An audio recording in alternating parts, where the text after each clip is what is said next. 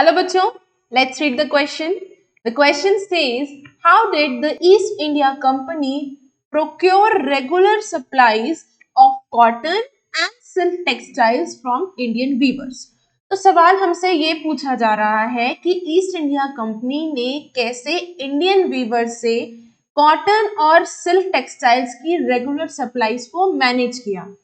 So answer is, after establishing monopoly over trade, कि trade पे जब उन्हें मोनोपोली राइट मिल गया था कि सिर्फ वही ट्रेड कर सकते हैं, east India company developed a new system of management to eliminate competition, control cost and ensure regular supplies of cotton and silk goods. तो जब मोनोपोली राइट मिल गया था ट्रेड पे, तो ईस्ट इंडिया कंपनी ने कंपटीशन को एलिमिनेट करने के लिए, कंपटीशन खत्म करने के लिए, लागत को कंट्रोल करने के लिए और इस चीज को सुनिश्चित करने के लिए कि कॉटन और सिल्क गुड्स की रेगुलर सप्लाई बनी रहे, माल आता रहे, इसके लिए एक नया सिस्टम उन्होंने डेवलप किया था इन सब चीजों को मैनेज करने के लिए. In order to establish a more direct control over the weavers के ऊपर डायरेक्ट कंट्रोल लाने के लिए कंपनी ने क्या किया? Company tried to eliminate existing traders and brokers connected with the cloth trade. तो जो एग्जिस्टिंग ट्रेडर्स थे, जो कपड़े का व्यापार कर रहे थे, जो एग्जिस्टिंग मौजूदा ट्रेडर्स जो थे, मौजूदा जो ब्रोकर्स थे जो कि कपड़े का व्यापार कर रहे थे, कंपनी ने इनको कोशिश करी मार्केट से एलिमिनेट करने के लिए. पूरी तरीके से नहीं, लेकिन कोशिश करी कि ज्यादातर जो कॉम्पिटिटर्स हैं, इनके जो मर्चेंट्स हैं, ट्रेडर्स हैं, ब्रोकर्स हैं, इनको मार्केट से एलिमिनेट कर दें ताकि वीवर्स के ऊपर वो ज्यादा अपना कंट्रोल ला सके, डायरेक्ट कंट्रोल कर सके. Company appointed a paid servant called the गोमास्तास. इस काम के लिए कंपनी ने क्या किया था? कंपनी ने एक पेड सर्वेंट अपॉइंट किया था जिन्हें गोमास्तास कहते हैं. बाकायदा इनको सैलरी मिलती थी to supervise weavers, collect supplies from them and to examine the cloth quality of cloth.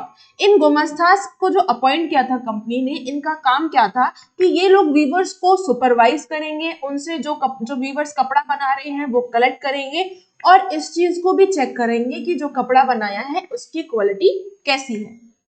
Company also started the system of advances. अब एडवांसेस का मतलब है लोन, कि कंपनी ने लोन देना भी स्टार्ट किया वीवर्स को.